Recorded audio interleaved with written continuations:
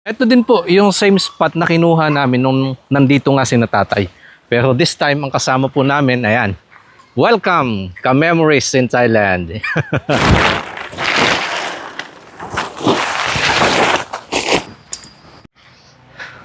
Ito naman po, tutuluyan nila ka-memories ang sunod nating inaayos. Dapat mas matibay lalo to kasi plano yata nilang gumawa din dito. Kanya-kanyang bimbangan na daw to.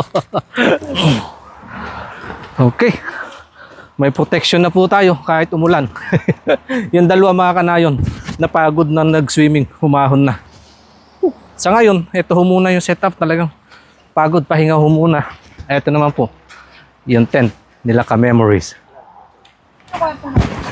Ipapasilip ko naman po, ito loob ng tent mga kanayon. Pag umaalis nga kami, ito po yung hatian namin ng trabaho ni nanay. Ako yung nagtatayo nitong tent at siya naman po dito sa loob. Ano may nilagay mo dyan? Yung mga bata po dito sa harap, doon kami sa loob. Meron niyang pinaka-privacy para mayroon namang division para naman po kahit paano may privacy kami ni nanay. Kaya dito ho yata namin nabuo itong aming pangatlong kanayon. Nakikita, pinapakita kay ka-memories. Gusto daw yatang alburin muna yung room namin. 500 lang. 500 lang overnight.